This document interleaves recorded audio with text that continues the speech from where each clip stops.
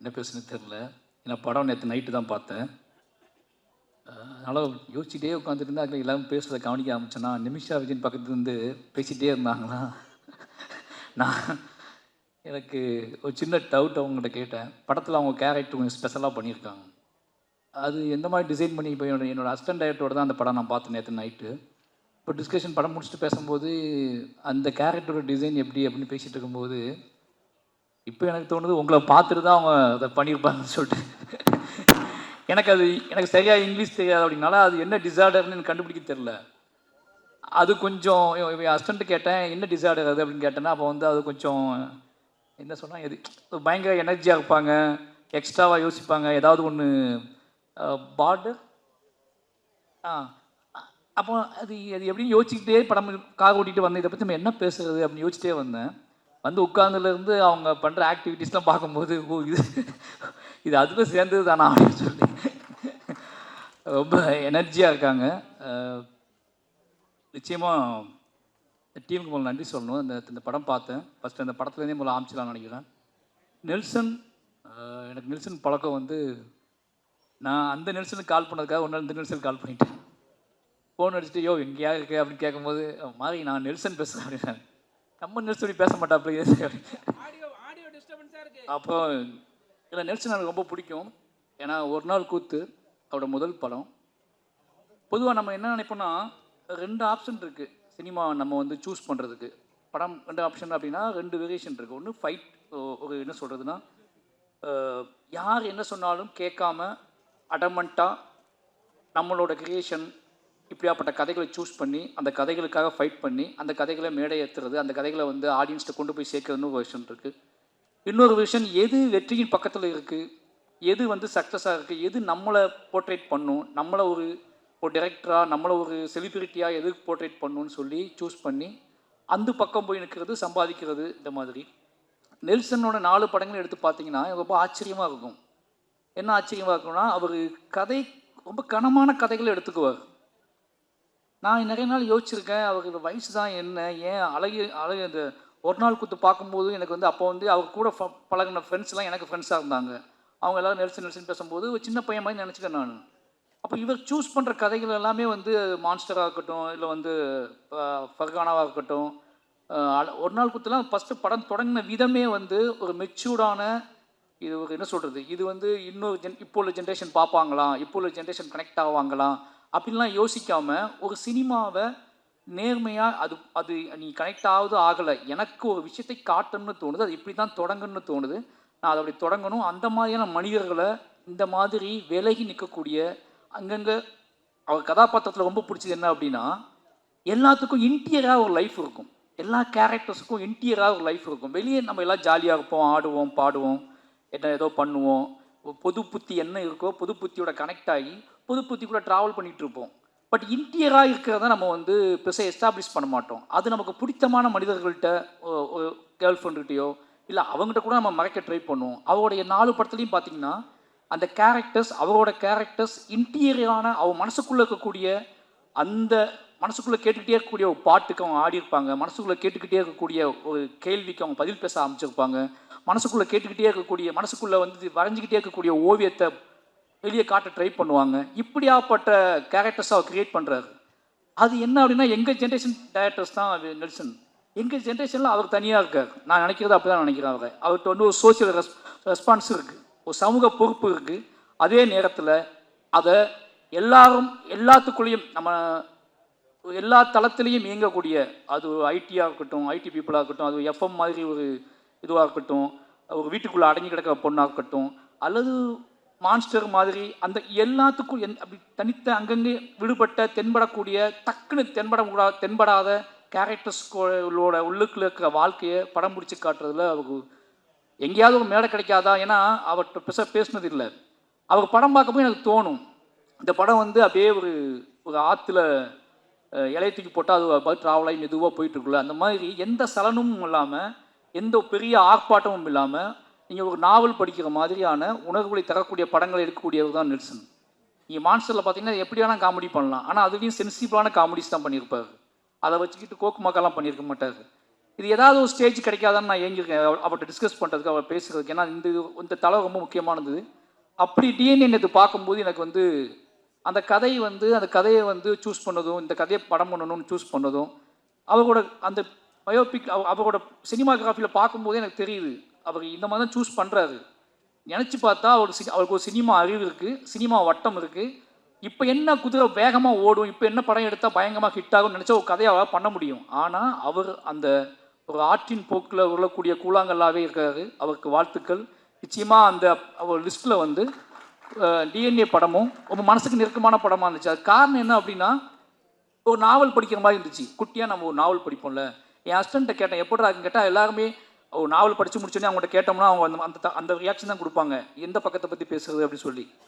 அந்த மாதிரி எல்லாருக்கிட்டையுமே ஒரு அமைதியும் ஒரு மௌனம் இருந்துச்சு. ஏன்னா இது வந்து இந்த படத்தை பார்க்கும்போது என்னன்னா, நீங்கள் ஆர்ப்பாட்டம் இல்லாமல் ஒரு உண்மையை நேருக்கு நேராக பார்க்குற ஃபீல் இருக்கும். இந்த படத்தை பார்க்கும்போது என்ன தோணும் அப்படின்னா, ஊன்னு கத்திலாம் பார்க்க முடியாது. ஒரு படத்தை பார்க்கும்போது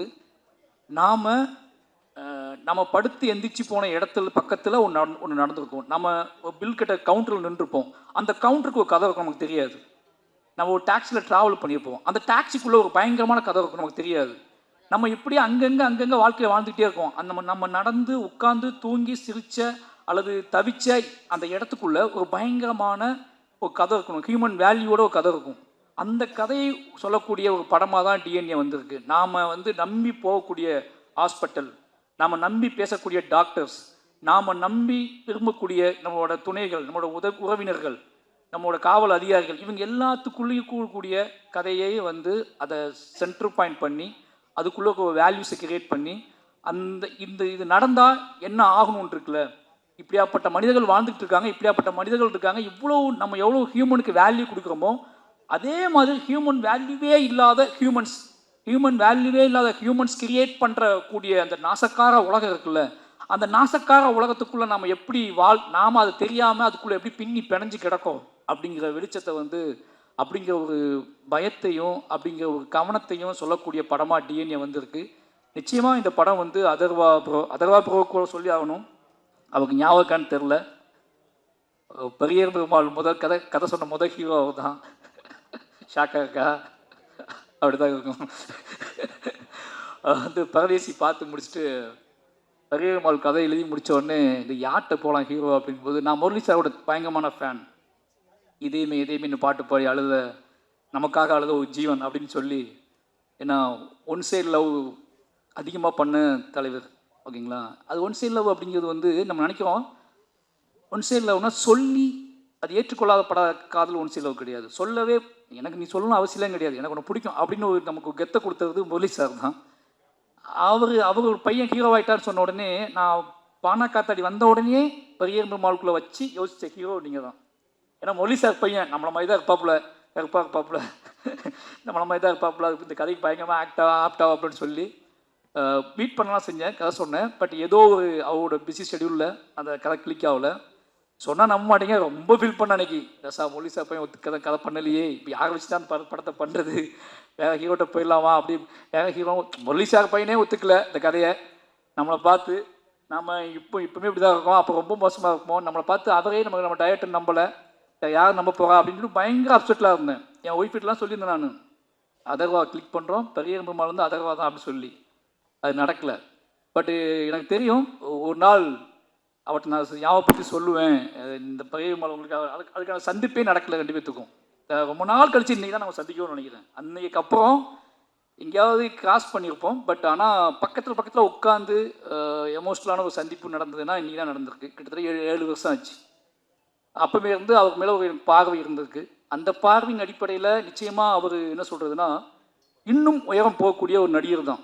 இன்னும் உயரம் போகக்கூடியனா, உயரமாக இருக்கிறனாலே கொஞ்சம் சுலவாக போகிறாரா எனக்கு தெரில, இன்னும் உயரமாக போகக்கூடிய நடிகர் தான். அவளுக்கான கெப்பாசிட்டி வந்து உடம்பு ஆற்றல், அதுக்குள்ளே ஒரு வேகம் எல்லாமே இருக்குது. டிஎன்ஏ நிச்சயமாக அவருக்கு ஒரு முக்கியமான படமாக இருக்குன்னு நம்புகிறேன். வாழ்த்துக்கள் ப்ரோ.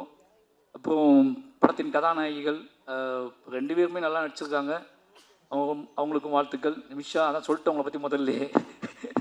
ஏன்னா உண்மையாகவே உங்களுக்கு ஒரு ஃபேன் தமிழ்நாட்டில் இருக்காங்க.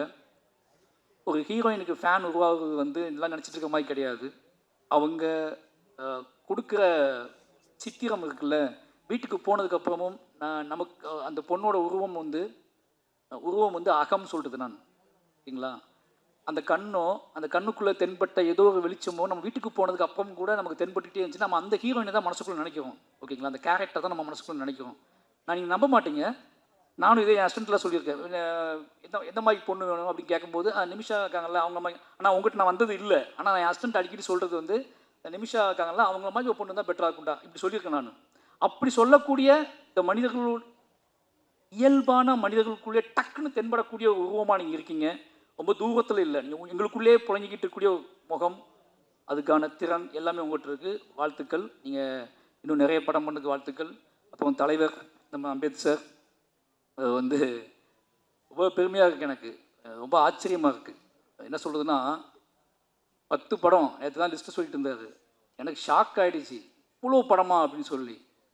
ஏன்னா இப்போ என்னோடய ஒய்ஃப் சொல்லுவாங்க, நீ அரசியல் பேசு, சினிமாவில் பேசு, இது பண்ணு, எழுதுதான் ஓகே, பட் ஆனால் அரசியல்வாதி மாதிரி யோசிச்சிடாத அப்படிம்பாங்க. அரசியல்வாதி மாதிரி யோசிச்சு ஏதாவது மேடையில் கைப்பற்றிடாத, மேடையில் பேசிடாத. அந்த அரசியல்வாதி தன்மை வந்துடுச்சு அப்படின்னா உன்னால் சினிமாவுக்குள்ளே கிரியேட்டிவிட்டி நீ இழந்துடுவ அப்படின்னு சொல்லிகிட்டே இருப்பாங்க. உனக்குள்ளே இருக்கிற வாழ்க்கை, இந்த வாழ்க்கைக்குள்ள ஒரு அரசியல் இருக்குது. அந்த அரசியல் உன்னோட கலைத்தன்மையை, கலை ஒரு ஆங்காரம் இருக்குது, அந்த ஆங்காரத்துக்கு நீ வேலை செஞ்சுக்கிட்டு இருக்கு. ஆனால் அரசியல்வாதிக்கிட்ட அந்த ஆங்காரம் இருக்குமான்னு தெரியாது. ஏன்னா அது ஒரு மேடை, அது மக்களை, மெயின் ஸ்ட்ரீம் மக்களை நோக்கி கவரக்கூடிய, மெயின் ஸ்ட்ரீம் மக்களை கவரக்கூடிய மட்டும் கிடையாது, மெயின் ஸ்ட்ரீம் மக்களை தனக்கான ஆட்களாகவே மாற்றக்கூடிய அரசியல்வாதி பாயிண்ட் ஆஃப் வியூ. தனக்கான மக்களாக மாற்றக்கூடியது கிடையாது கலை. இந்த மக்களை சமூகத்துக்கான மக்களாக மாற்றக்கூடியது தான் கலை. அப்போ அரசியல்வாதியாக மாறினா சினிமா போயிடுங்கும்போது ஒருத்தர் அரசியல்வாதியாக வந்து 10 படம் பண்ணியிருக்காரு. இந்த 10 படமும் நல்ல நல்ல படங்கள் பண்ணியிருக்காரு. அவர் சொன்ன லிஸ்ட்டே நான் நேற்று தான் கேட்டேன். எனக்கு கழுவேத்தி முகம் உங்கள் படம்னு தெரியாது, எனக்கு அதுவே ஆச்சரியமாக இருந்துச்சு. அப்போ ஜிப்சி, மணங்குத்தி பறையெல்லாம் பண்ணியிருக்காரு. மணங்குத்தி பறை பண்ணியிருக்காரு, ஜிப்சி பண்ணியிருக்காரு, கழுவேத்தி முகன் பண்ணியிருக்காரு, டாடா பண்ணியிருக்காரு. இன்றைக்கி எல்லாருமே நல்ல டேரக்டராக இருக்காங்க. ராஜமுருகனை வந்து ஜிப்சி பண்ணதுக்கப்புறம் அந்த மாதிரி ஒரு கான்செப்டை அவ்வளோ ஆர்டிஸ்டிக்காக எடுத்துருப்பாங்க அந்த படத்தை. அந்த படம் எடுத்துகிட்டு பாருங்க, அந்த படத்தை இன்னும் செலிப்ரேட் பண்ணுறாரு, அந்த படத்தை கொண்டாடுறாரு. அது ஏன் படம்ங்காரு, ஜிப்சி அப்படி ஜிப்சி ப்ரொடியூசர் நான் சொல்கிறாரு. இந்த கெத்துலாம் இருக்குல்ல, இது ரொம்ப நல்ல விஷயம் சினிமாவுக்கு. ஒரு ப்ரொடியூசர் அரசியல் தன்மையோடும் இருந்து சினிமாவையும் புரிஞ்சுக்கிட்டு நம்மகிட்ட பேசும்போது நமக்கே ஆச்சரியமாக இருக்குது. அரசியலை ஒதுக்கிட்டு சினிமா பேசுதுன்னு சொல்லி பழகுறாங்கல்ல, அது ரொம்ப பயமாக இருக்குது. ஏன்னா அவங்க நல்லாவே தெரியும் சினிமாவில் முடிச்சுக்கப்போ எல்லாம் அரசியல் தான் போகிறாங்க. ஆனால் இப்போ தொடக்கத்தை நம்மகிட்ட என்ன சொல்லுவாங்கன்னா, அரசியல் மட்டும் வேணாம் தலைவா அப்படிம்பாங்க. பேசும்போது எங்கள் ஆச்சரியமாக இருக்கும். அப்படி பேசின ஆட்கள் எல்லாருமே இன்றைக்கி அரசியல் தான் போகிறாங்க. அப்போ அரசியல் இல்லாமல் எங்கள் வாழ்க்கை இல்லைன்னு நமக்கு நல்லாவே தெரியும். அப்போது இந்த சினிமாக்குள்ளே பேசும்போது மட்டும் கொஞ்சம் அப்படியே கிடனா இருந்து பேசுவாங்க. ஆனால் ஒரு எம்எல்ஏ மக்களோட புழஞ்சிக்கிட்டு இருக்க ஒருத்தர் கிட்டத்தட்ட 10 வருஷம் எம்எல்ஏவானே, 10 வருஷம் எம்எல்ஏ துணிஞ்சு நம்புறாரு அடுத்துட்டு போய் எம்எல்ஏ தான்னு. அவர் வந்து படங்கள் எடுக்கிறாரு. இப்போ யோசிச்சு பார்க்கும்போது டிஎன்ஏ கதைவை நேற்றே என்கிட்ட சொல்லிட்டாரு, இந்த படம் நல்ல படம் தம்பி அப்படின்னாரு. நீ பார்த்துட்டு சொல்லு தம்பின்னு கூட அவர் சொல்ல என்கிட்ட. நீ பார்த்துட்டு தம்பி கூட சொல்ல, தம்பி நல்ல படம் நீ பார்த்துரு அப்படின்னாரு. அந்த தன் படத்தின் மீது ஒரு ஆங்காரமான நம்பிக்கையும் அதை பார்த்துருஎன்ன அப்படின்னு சொல்கிற இருக்குல்ல, அந்த கெத்து இருக்குல்ல, இந்த ஒன்று எடுத்துருக்கோம் அதை பார்த்துட்டு சொல்லேன் அப்படிலாம் சொல்ல அவர். நான் நல்ல படம் எடுத்திருக்கேன், அந்த படத்துக்கு மட்டும் இல்லை இன்னும் முடிவு பெறாத படத்துக்குலாம் அவர் சொல்கிறார். ஒய்ஃப்னு ஒரு படம் வந்து பண்ணியிருக்கேன் தம்பி, செம்ம படம், அவன் எழுதி வச்சுக்கோ, நல்ல பெரிய டைரக்டர் ஆமான்னு சொல்கிறாரு. அப்போ டாடா டைரக்டர் சொல்கிறாரு, அவன் எங்கேயோ போய் மாட்டிக்கிட்டான், நான் தான் டைரக்டர் ஆக்கினேன், அவனை கூப்பிட்டு அடுத்த படம் கொடுக்கணும் எடிட் பண்ணணும்னு சொல்லி எல்லாத்தையும் பற்றி பேசிக்கிட்டு ஆளாக இருக்க. அப்படியே நம்மளையும் பிடிச்சதாப்புல, நீ எப்போ சொல்லு அப்படிங்கிறாப்புல. நான் சொன்ன போச்சு உள்ளே வச்சு பூட்டிட்டாங்க, சாவி யார் வச்சுருக்கானே தெரில அப்படின்னு சொல்லிட்டேன். என்னோட சாவியை யார் வச்சுருக்கானே தெரில, உள்ளே வச்சு பூட்டிட்டாங்க, நான் உள்ளேருந்தே படம் பண்ணிகிட்டு இருக்கேன் அப்படின்னு சொல்லிட்டேன்.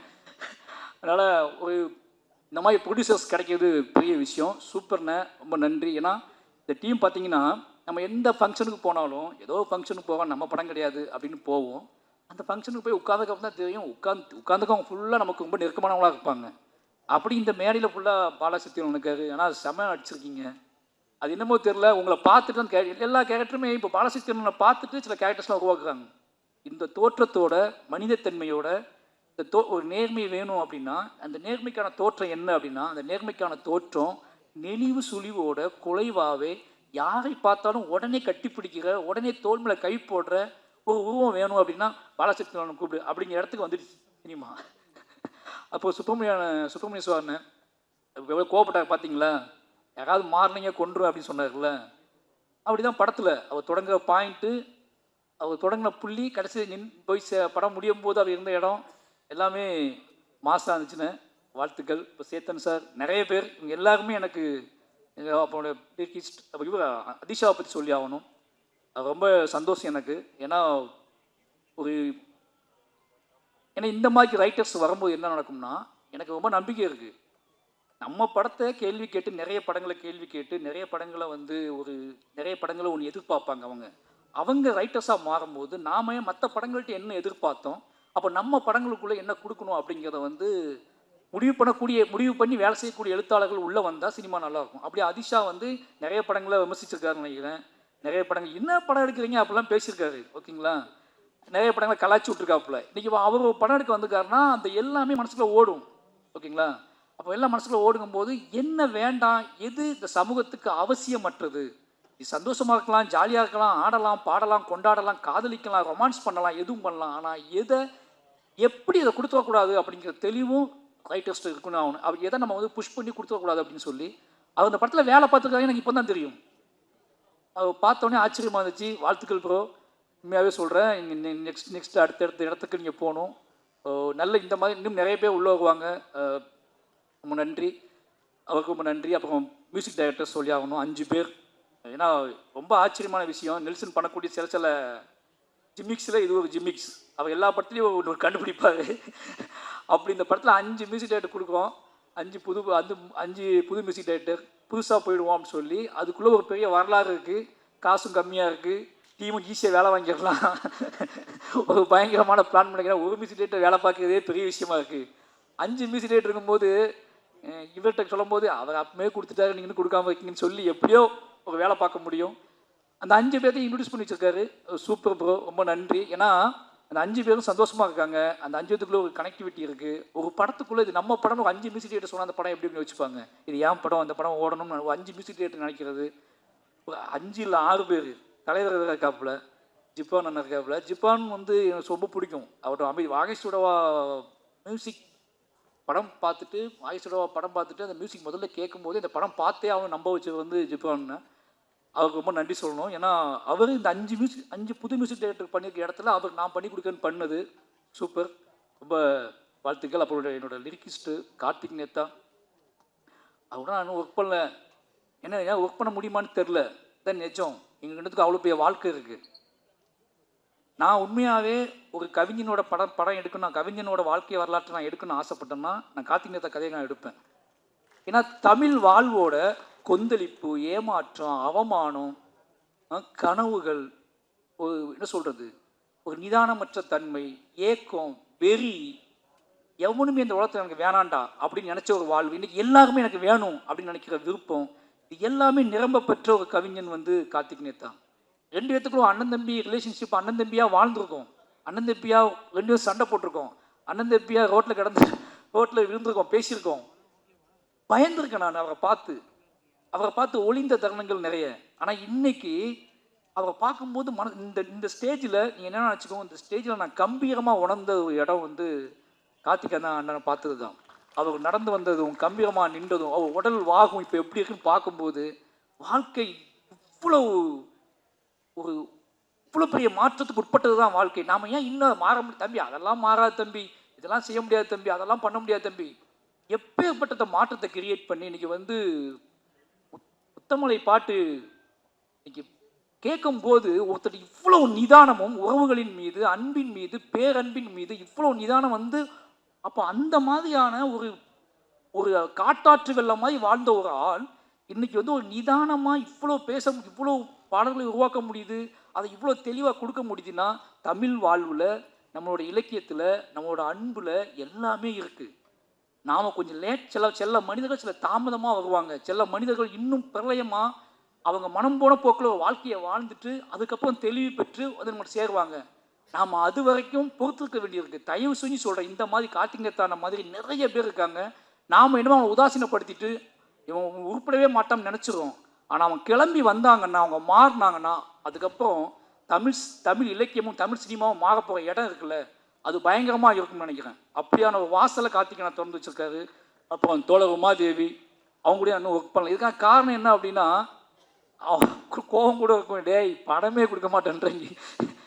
ஆனால் ரீசன் என்ன அப்படின்னா, என்னோடய வாழ்வு, நான் என்னோடய கம்போசர்கிட்ட நான் உட்காந்து வேலை செய்யும்போது நானே சில வார்த்தைகள் சொல்லுவேன், அப்படியே வந்துடும். இப்போ நானே சில நாள் எழுதிடுவேன், தவிர்க்க முடியாமல் சில மியூசிக் டேரக்டர்ஸில் கொடுப்பேன். எனக்கு என்னென்னா, எனக்கு ஏதோ எழுத்து சம்மந்தமாக நான் வந்து அது என்னோடய பாயிண்ட் ஆஃப் வியூவாக இருக்குன்னு ஆசைப்படுறதுனாலேயே எனக்கு என்னமோ தெரியல, அப்படி போயிடுது. எழுத்து தான் என்னை உருவாக்கிச்சு, எழுத்துச்சா என்னை செதுக்கிச்சு அப்படின்னாலேயே இன்னொருத்தர் கூட அதை ஷேர் பண்ணி அதை சொல்லி வரக்கூடிய எனக்கு டக்குன்னு தூங்கி எந்திரிச்சோடனே என்ன தோணுதோ அதை டக்குன்னு நான் அது திரைக்கதையாவோ கதையாகவோ எடுத்துக்குவேன். நான் வந்து திரைக்கதைக்கும் டீம் வைக்கல, என்கிட்ட லிரிக்குக்கும் பெருசாக நான் டீம் வைக்கல. அதுக்காக காரணம் இதுதான், எனக்கு ஒன்று தோணும் அதை டக்குன்னு போயிடுவேன். ஆனால் நிச்சயமாக இவங்கெல்லாம் பிடிக்கவங்கெல்லாம் பார்த்து பிரமிச்சிருக்கேன் நான். அப்படியாப்பட்ட எல்லா மனிதர்களும் முத்தமிழ் அவர் நான் ஒர்க் பண்ணதே இல்லை, ஆனால் சந்தோஷ் நான் அவங்களை பற்றி சொல்லிட்டே இருப்பார். இப்படி எல்லா டீமுமே ஏன் ரொம்ப நேரம் பேசணும் தப்பாக நினைக்காதீங்க. இவங்க எல்லாருமே இந்த டிஎன்ஏ படம் வந்து எல்லாருமே ஜெயிச்சே ஆகணும். நெல்சன் நிச்சயமாக ஜெயிச்சே ஆகணும். வெற்றி அப்படிங்கிறது என்ன தெரியுமா உங்களுக்கு? அவர் நிம்மதியாக படம் ரிலீஸ் ஆன நைட்டு நிம்மதியாக தூங்குறது.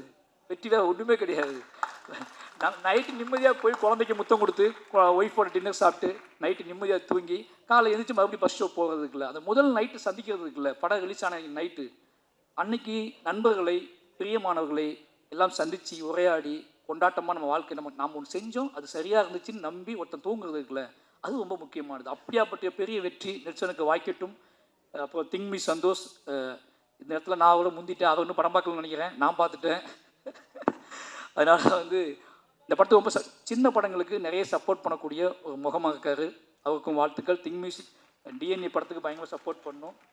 அப்புறம் இந்த பாடலை வெளியிட்டவர்கள் ரொம்ப ஆச்சரியமாக இருந்துச்சு. ஏன்னா அவர் அண்ணன் சொன்னார், இவங்க தான் வாங்கணும் தம்பி, இவங்க தான் பண்ணணும் தம்பி மேடையில் அப்படின்னு சொல்லி.